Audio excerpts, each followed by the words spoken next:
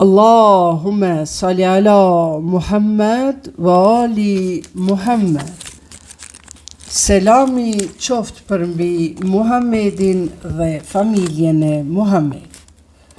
O Allahu im, me të vërtet ti e ke zbritur Kuranin.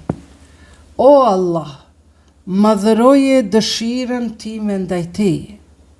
O Allah, bëre Kuranin dritë në shikimin ton dhe shefaat në zemrat tona.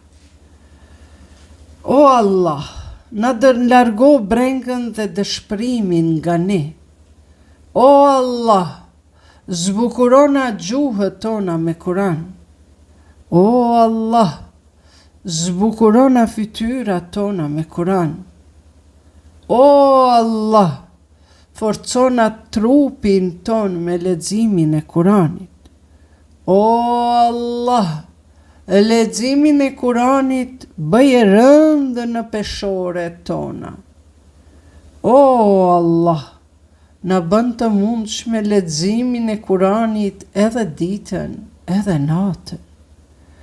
O Allah, na ringjall me të dërguarin tënd profetin Muhammed, me familjen e tij të pastër ehli bejtin dhe imamët e shejt.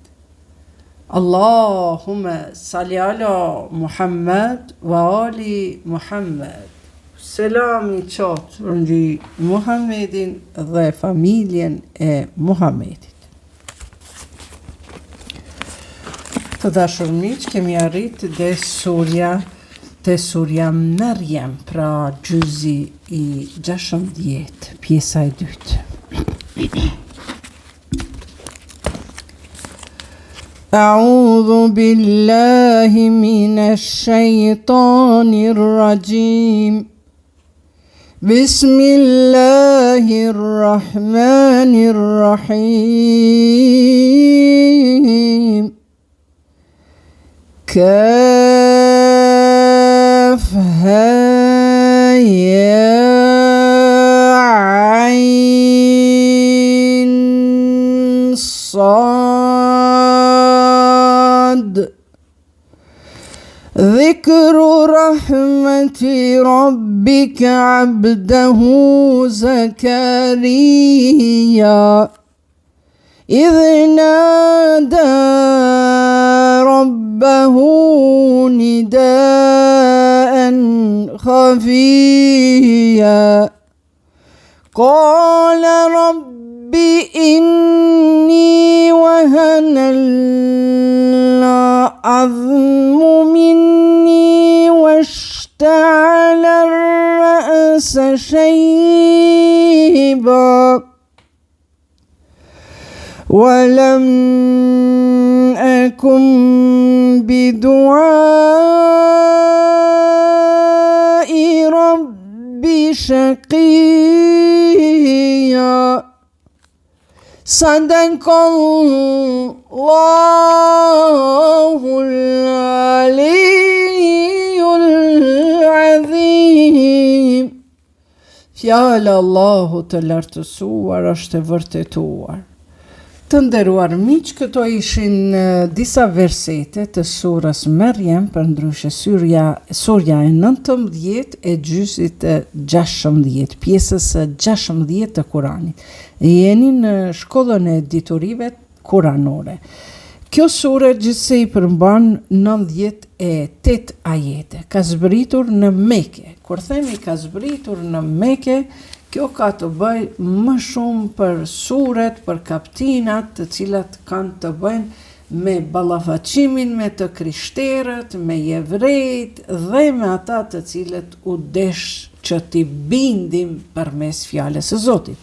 Ndërkaq kur themi suret medinase, në to përfshihen shumë ligje, norma, procedura, mënyra, metoda, si t'i zgjedhin problemet, si të vendosen ligjet e tjera tjera. Pra, kjo është surja mekase, përndryshe është një bisedë e marrë nga Bibla dhe e plotësuar, e përsosur në librin e fundit, pra Kuranin Azimoshan. Dhe kjo sure flet në fillim për Zekerien a.s. Zekeria ka qenë xhaxhai i Hazreti Merjemës, pra Marijes, nënës së Isaut, paqja qoftë mbi të. Pra Zekeria dhe lutja e sinqertë e tij se çfarë mrekulli mund të bëj kur e kemi një lutje të sinqertë, ajo nuk varet a vjen nga goja e profetit apo një njerit thjesht. Lutja e sinqertë e zë vend në madhështinë e Zotit. Pastaj e kemi edhe lindjen e Jahjas, pra siç e dim, Zekeria a.s. nuk ka pas fëmijë që deri në kohën e shtyrë të pleqërisë dhe Zoti me qëllim nuk I jep në rini fëmijë që ta tregoj mrekullinë e tij dhe në pleqërinë e shtyrë ai pra Jahja I lindet I jepet si një dhuratë jashtëzakonshme nga një grua që ishte e krysur nga pleqëria. Gjithashtu flet edhe për Merjemen alayha selam, paqja qoftë mbi të, për pastërtinë, devotshmërinë, vetminë dhe sprovat e saj që kishte që nga fëmiria. Pastaj flitet edhe për lindjen e Isaut a.s., një ndër mrekullitë më të mëdha që kanë ndodhur në sipërfaqen e tokës, që lind një fëmijë pa baba dhe një nënë. Pastaj kemi fjalët e Isait a.s.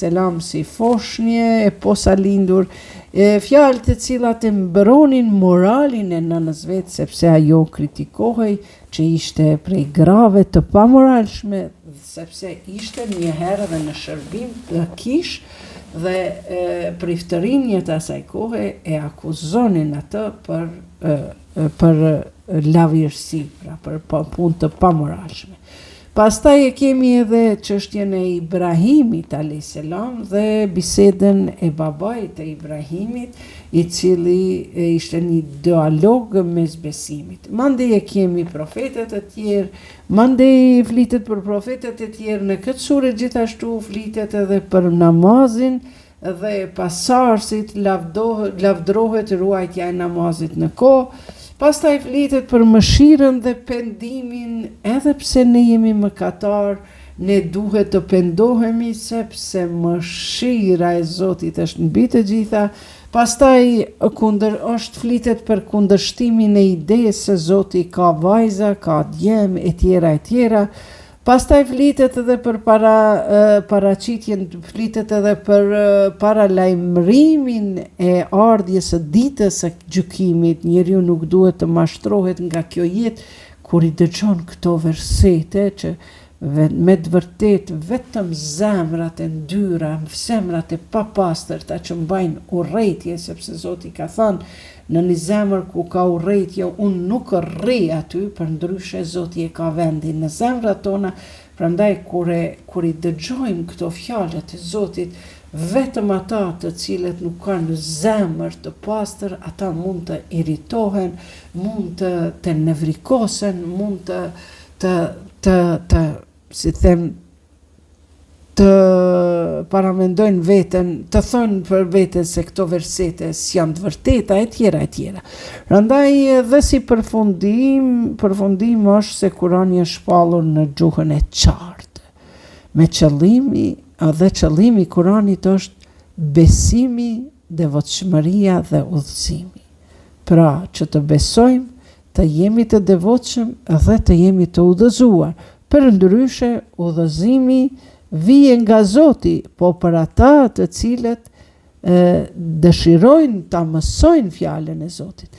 Nëse pra çfarë ndodh, na mund të më në fund do ta nxjerrim një konkluzion, pra, dhe ta pyesim veten se çfarë ndodh kur një grua e moralshme si Hazreti Merjemja dhe e pafajshme, por stigmatizohet nga shoqëria, mbretet krejt e vetme, pa shoqni, pa askënd përveç me Zotin, dhe mbetet e vetme dhe shumë e fyer, shumë e paragjykuar, shumë e ngarkuar me gënjeshtra dhe e kanë me gjykime të padrejta. Pra, në këtë sure do t'i dëgjojmë tani fjalët e Zotit, por unë nxora me pika të shkurta që t'ju mbaj juve dhe ta shihni se Zoti juve sa do pak që jeni apo shumë,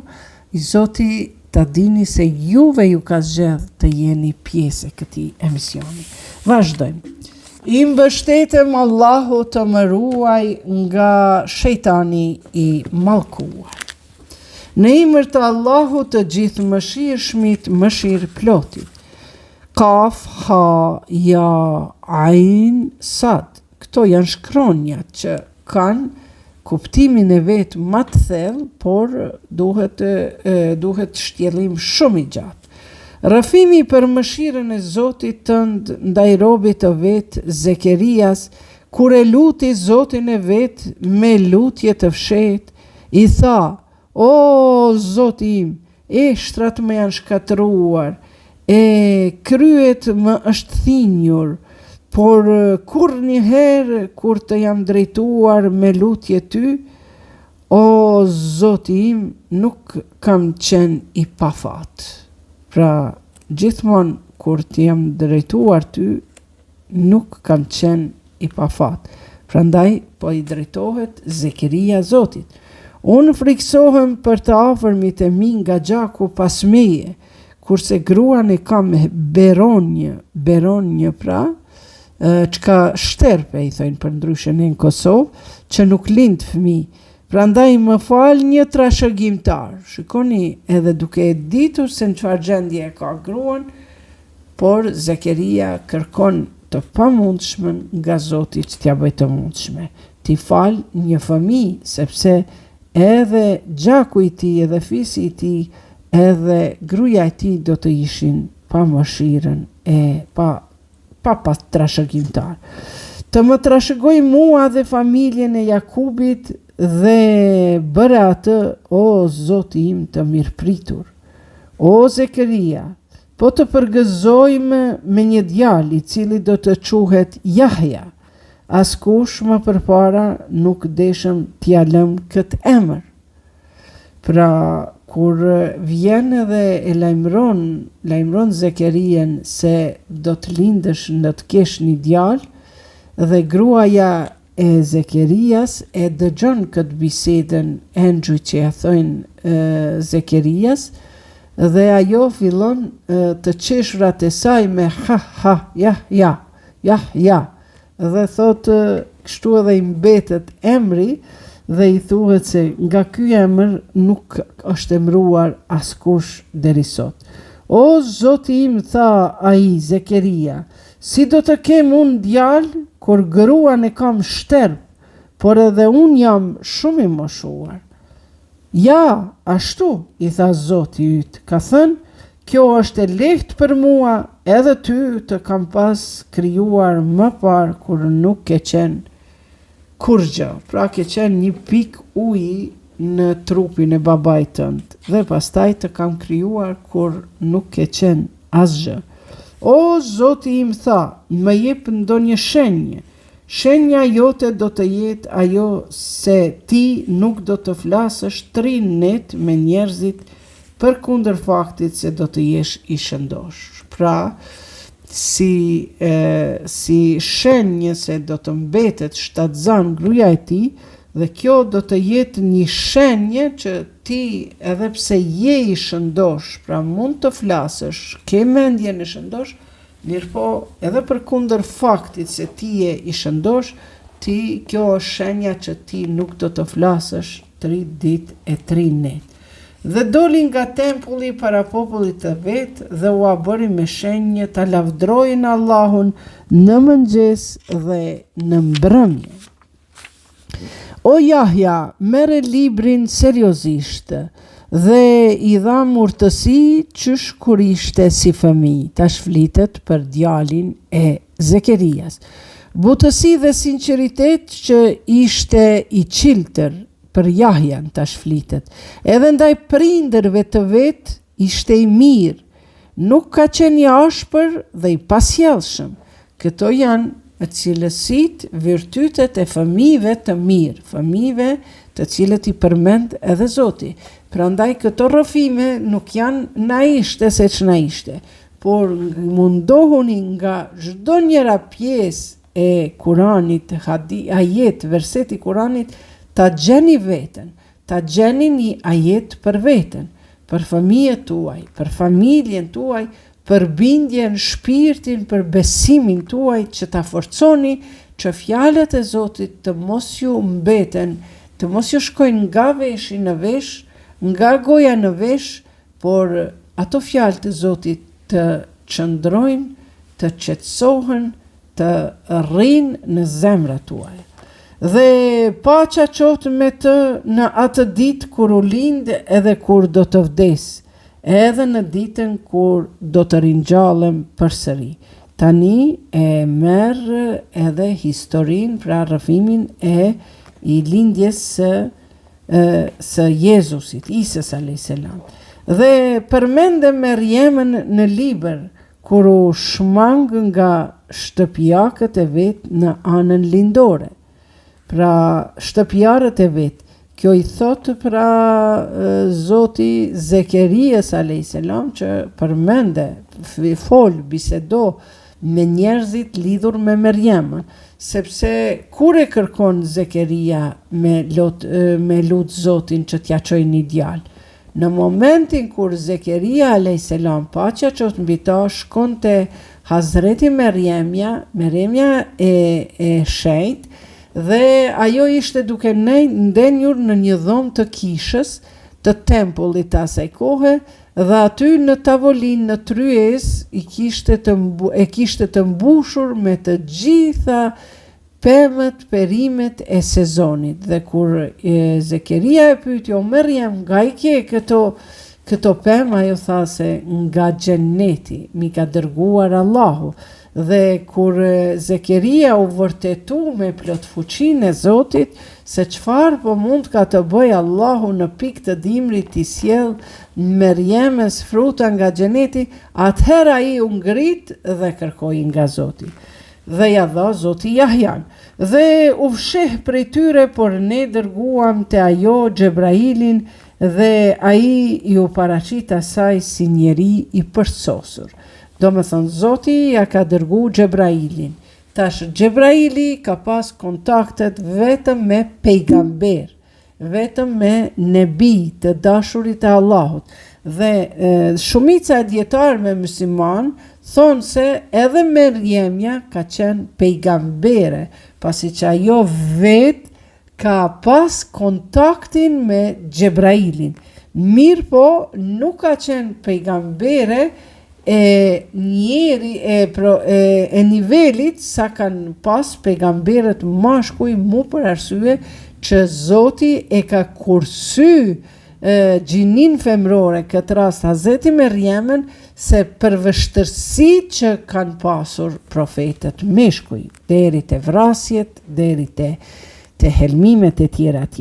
Unë bështetëm të i gjithëmëshirshimi prej teje, tha ajo, nëse i friksohesh ati, e unë jam, i tha ky, i dërguar i Zotit tënd, të dhuroj një djalosh inteligjent. Pra, këtu është bashkëbisedimi i melekut Xhebrail, të cilin Zoti ja ka paraqitur në një formë më të përsosur si të njeriut. Dhe ky i thot se Zoti do ta fal një djalë shumë inteligjent. Si do të kem unë fëmijë nga ajo kur nuk më ka prekur asnjë mashkull, dhe unë nuk kam qenë e shfrenuar, pra nuk ka qenë grua që ka pasur marrëdhënie me meshkujt, as që ka qenë e kurorzuar, as e shfrenuar, dhe madje nuk e ka prekur asnjë mashkull. Ashtu i tha Zoti yt, ka thënë, ashtu i tha, pra Xhebraili, Zoti yt ka thënë, ajo është e lehtë për mua, për Zotin, dhe ta bëjmë atë argument për njerëzit dhe mëshirë nga ana jon. Kjo është punë e kryer. Ajo pra mbeti me barë dhe u shmang në një vend të largët. Dhe dhimbjet e lindjes e shtrënguan të shkoj të një trup hurme. Ku ta kisha atë fat, tha ajo, e të kisha vdekur qysh moti dhe të isha harruar krejtësisht. Pra e luste Zotin që ma mirë të kishëm vdek, se sa që pindodh kjo, pra që po e bën një lindje afër një trungu të hurmës. Dhe ai, engjulli më poshtë se ajo e thiri, mos u piklo, Zoti yt ka bërë që nën ty të rjedh një përrockë. Pra aty ku ka qenë hurma, që ka qenë sezoni i hurmave, mirë po Zoti e bën që hurma të ketë, trungu i hurmës të ketë edhe një lumë të vogël, rjedhës përrock, por edhe të ketë një hurmë. Dhe tash ta shohim se për çfarë ju desht edhe ky uji i vogël, pra një përrockë. Shkunde trupin e hurmës, se për ty kanë për të rënë hurme të freskëta. Andaj hapi dhe qetësohu, i thotë Xhebraili Hazreti Merjemës. E nëse sheh ndonjë njeri, ti thuaj, unë i kam dhënë besë të gjithfuqishmit, se do të agjëroj heshtë dhe sot me asnjë nuk po flas. Njësoj si kurse Zekeria, pra edhe Hazreti Merjemja, pra e kanë pas një shenjë dhe një lloj agjërimi, sikur na muslimanët që kemi me mos ngrërje, mos pirje, ata e kanë pasur me mos folje, para nuk ja kanë ndalu vetës që të flasin. Dhe Zoti këta e urdhron dhe e solli atë te familja vet duke e bartur. Por ajo u atregoi atë me shenjë, pra fëmijën. Si të flas me fëmijën në djep, i thanë ata. Do me thonë, ajo Merjemja ishte duke agjëru 3 ditë me heshtje. Dhe Zoti i tha, shko te familja jote, shko te ajo dietarë të asaj kohe që kanë qenë te tempulli i adhurimit. Ajo i tha, mos më folni mua, po flisni me të. Unë jam robi i Allahut, tha Isau. Mua më ka dhënë librin dhe më ka bërë profet. Fëmia i posa lindur flet në vend të nënës së tij. Dhe më ka bërë të bekuar dhe më ka porositur që sa të jem gjallë të kryej faljen, namazin, ku do qoftë edhe të jap zekatin.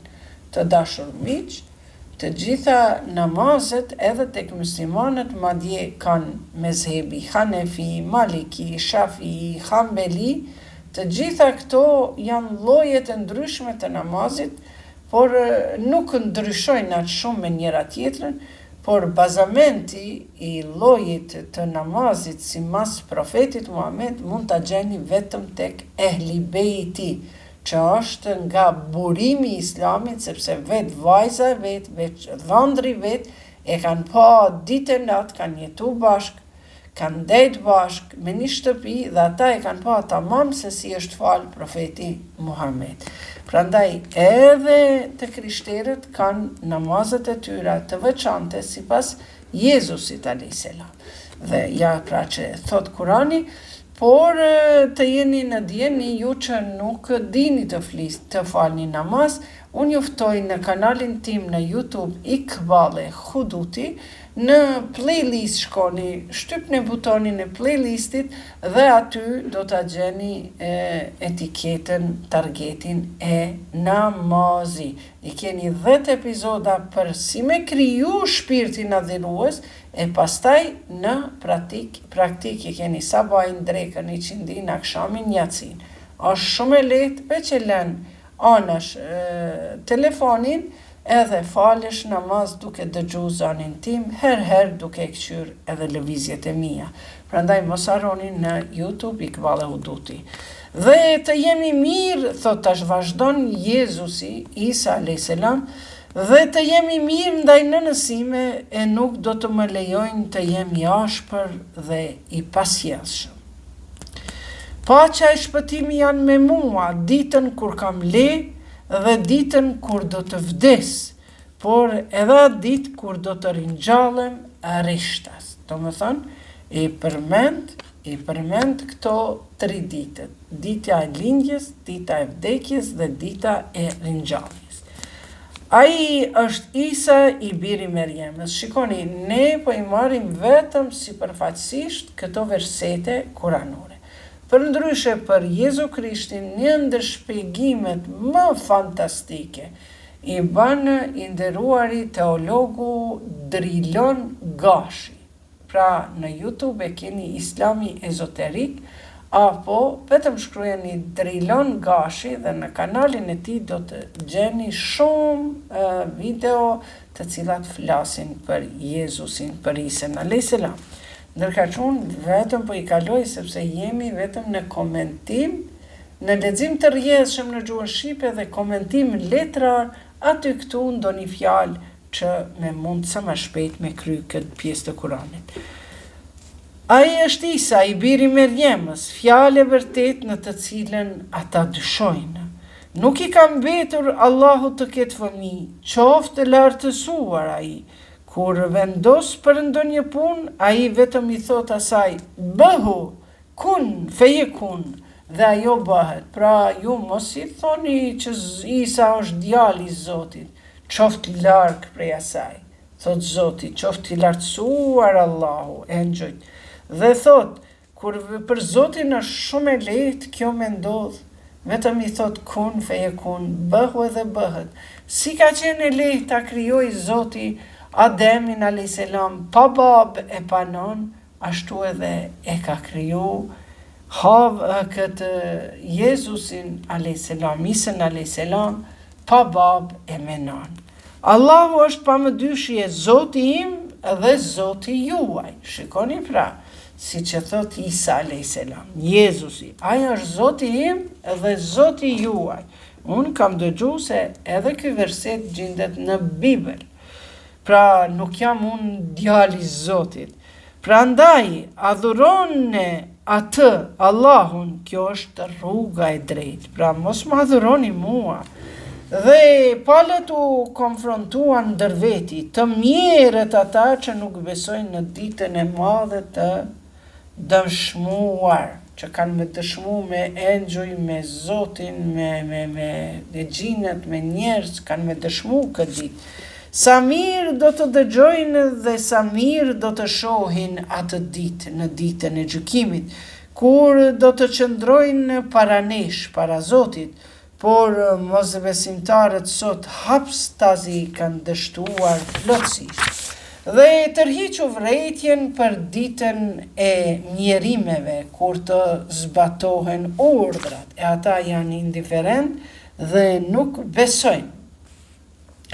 Tokën dhe çdo gjë që gjendet në të do t'i trashëgojmë ne dhe ata do të kthehen tek ne. Ne do më thënë Zoti thot për vete dhe për engjëjt të cilët gjithmonë kanë qenë në urdhrat e Zotit. Përmende në libër Ibrahimin, ai ka qenë shumë I sinqert si profet. Pra El Emin është njoftur edhe profeti Muhammed edhe profeti Ibrahim. Prandaj, prej Ibrahimit a.s. Vinë 2 djem, Ismaili dhe Ishaku. Ismaili vazhdojnë linjen e tij të krishterët dhe jevrejët, ndërkaq që Ishaku vazhdon Ismaili vazhdon deri te profeti Muhammed. Kur I tha babës së vet, o baba im, pse adhuron atë që as dëgjon, as sheh e as që mundet të sjell far dobije. Këtu pra është biseda Ibrahimit a.s. me babain e tij, mirë po disa komentator thonë, tefsirian thonë se ai ka qenë babai I cili është kujdesur për Ibrahimin në rritje, nuk e ka pas bab biologjik. O baba, disa prej dietarëve thonë se e ka pas miq, po në gjuhën arabe miqës I kanë thonë si bab, si ne që themi baba I madh, bab lok e tjera e tjera. O baba im, mua më shpallët dituri që nuk të ka ardhur ty, prandaj më paso mua, unë do të udhëzoj në rrugë të drejtë. Ibrahimi I thot babës vet, O baba im, mos adhuro djallin. Djalli është me siguri I padëgjueshëm ndaj të gjithë mëshirshmit. O baba im, kam frikë se do të godet në një dënim nga I gjithë mëshirshmi dhe do të jesh shok I djallit. O baba im, e ai I tha, pra babai I Ibrahimit I tha, a I refuzon ti hynit e mia o Ibrahim? Hynit e mia sepse ai ka qenë si lloj zdruhtari që I ka gdhendur idhujt hynit e veta në atë vend. Pra, nëse nuk heq dorë, kam për të rrahur, I thotë baba I vet, pra që ky baba që ka pas biologjika, po migja I vet, ku ta dion, a I thotë, a I refuzon ti hynit e mia o Ibrahim? Nëse nuk heq dorë, kam për të rrahur, I thotë baba birit, për një mend, me gur, prandaj hiç mos sysh për një kohë të gjatë.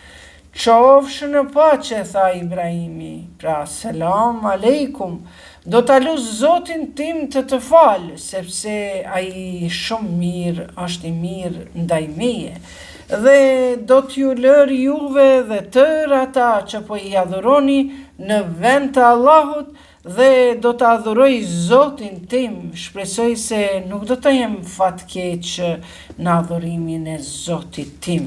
Dhe pas u largua Ibrahimi prej tyre dhe prej atyre të cilët e adhuronin në vend të Allahut, prej atyre pra idhujve, ne I dhuruam Ishakun dhe Jakubin dhe të dyt I kemi bërë profet. Do më thënë u largu nga besimi I babës vet Ibrahim a.s.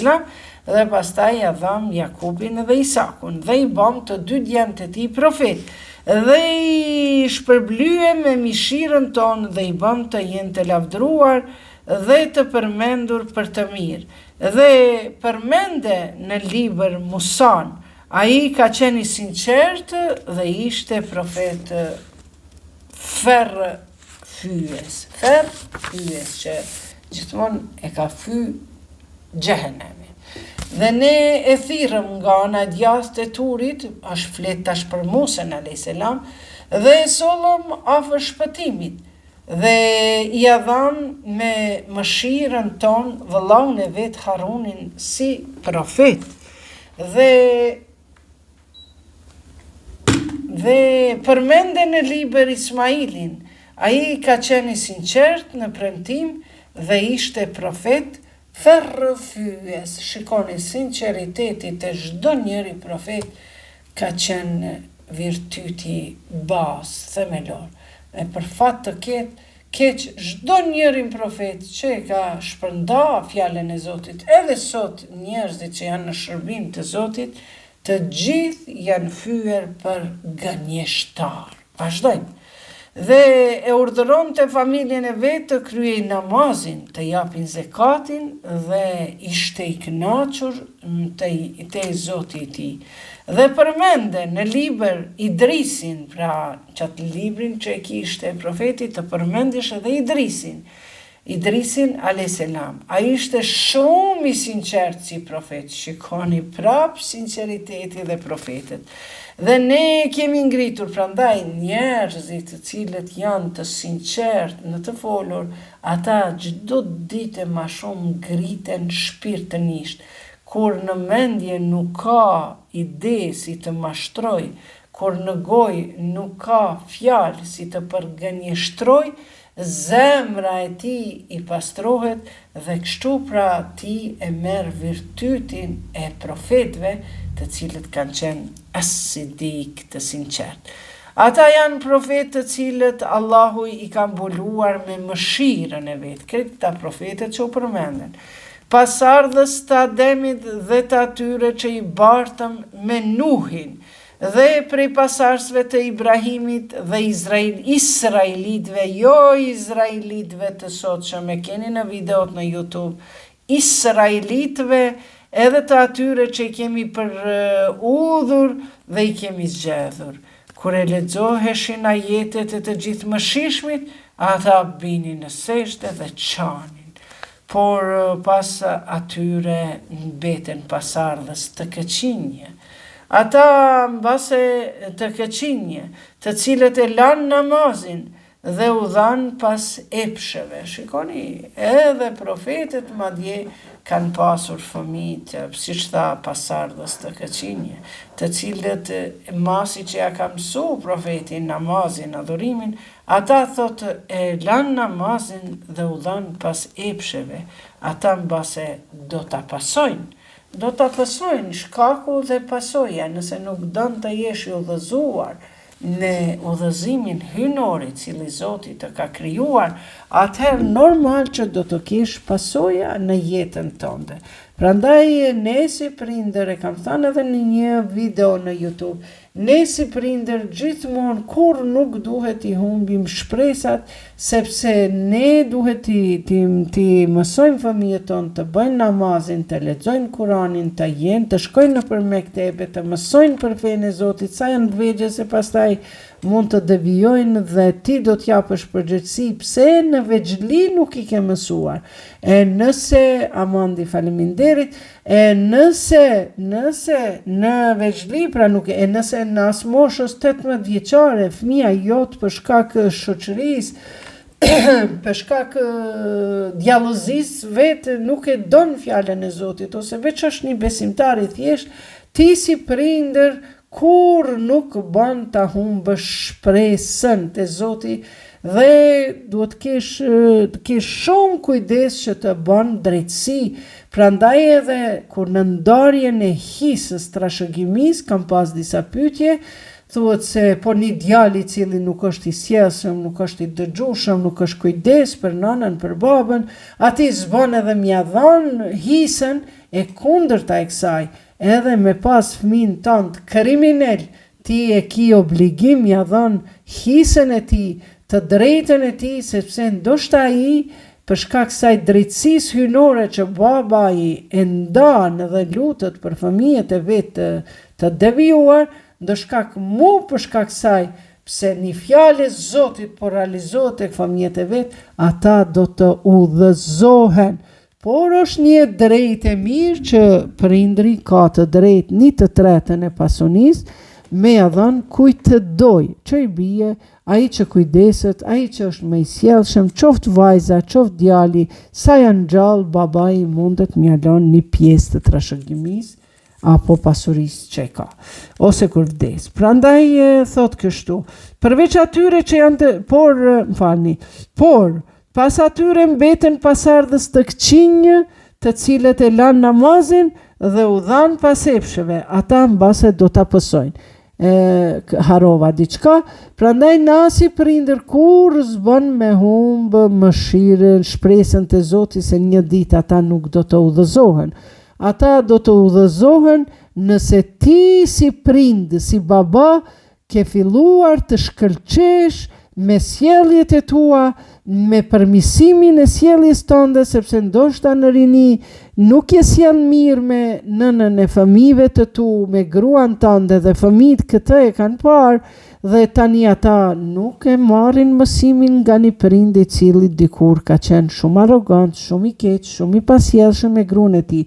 Por prap po them, në kur s'duhet me unal, me punu me vetveten, me u bë të përsosur, të përkryer, me u bë me ndryshu jetën tonë dhe me qenë sa më shumë të devotshëm, dhe Zoti thot ata merre me mend, jo prindri dhe fëmijët, po nëse dy shok janë dashur me zveti shumë në këtë botë për hir të Zotit e jo për shkak interesit, Allahu thot nëse një shok është në xhehenem e tjetri në xhenet, për shkak se janë dashur të dytë, Allahu do ta ndëshkojë me xhehenem atë shokun e jo të mirë dhe pastaj do ta bashkojë bashkë me shokun e mirë në xhenet. Këto janë premtimet që na ka dhënë profeti Muhammed, sepse ai nuk ka fol nga hamendja, po vetëm ato që e ka mësuar Zoti. Prandaj prindër të dashur, kurrë nuk bën me humb shpresat se fëmia jot ndoshta sot po devion, por keni kujdes, mos jam shelni shtëpin, me thonë, unë nuk du, unë nuk kam vajzë si ti, unë nuk kam djalë si ti, ose me thonë, nuk e ki vendin shtëpi tonë, atëhere ke mbyt evlatin tonë. Prandaj gjithmonë me shpresë, hapja dyrët, është krijes që ti e ke prunë këtë jetë si fryti dashurisë, por kur mos harroni edhe nëse nuk janë të udhëzuar në këtë botë, nëse prindëri është i udhëzuar, Zoti thot për hatër asaj që prindrit kanë pas dëshirën e flakët që t'i udhëzoj të fëmijët e tij të jenë të udhëzuar, për hatër të atij prindëri, Allahu ka mja bashku familjen në xhennet, në vendin më të bukur. Vazhdojmë.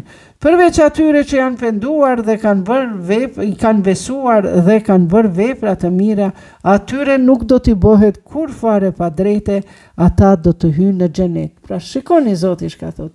Edhe ata që janë punë këqij dhe i kanë lënë namazin dhe janë dhënë pasevshme, ata mbase do ta pësojnë, do të kenë pësime, përveç nëse ata pendohen dhe nëse ata bëjnë vepra të mira, i kthehen rrugës Zotit. Prandaj lutja e prindrit është bën mrekulli, vetëm lutuni Zotit, kur ta shehin një ditë të ka ardhur djali, të ka ardhur vajza, të përqafon, të don, të kërkon falje, të ka mush familjen me shtëpi, me nipa, me mesa, apo me vepra të mira, se nuk janë me rëndësi, a lën evlat mas veti, po është me rëndësi çfarë vepra të mira ke marrë me veti dhe çfarë shëmbëltyra ke lënë në këtë botë. Kjo është qëllimi i Islamit.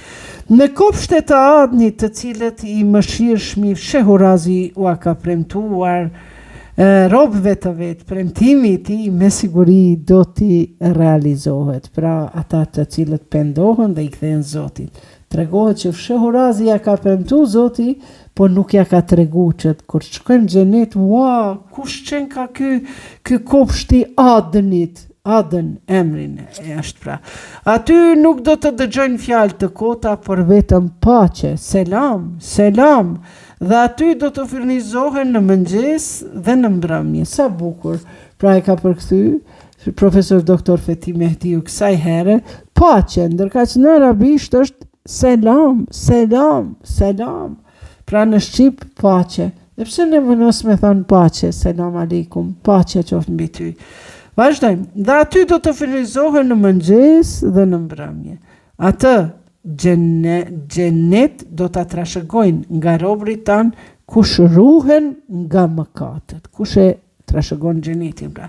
Ne kemi hyrë në xhenet vetëm me lehtë të Zotit tënd. Ai është sundues i çdo sendi. Ai e di të tashmen ton dhe të kaluarën ton dhe çka ka ndërmjet tyre. Thon ata, Zoti yt nuk harron. Edhe dy faqe. Ai është Zoti i qiejve dhe i tokës dhe i asaj çka është ndërmjet tyre. Prandaj vetëm atë, Allahun, adhuro dhe vazhdo me këtë. Ai e di, a ka ndokush emrin e tij? A ka dikush tjetër emrin Allah? Askush.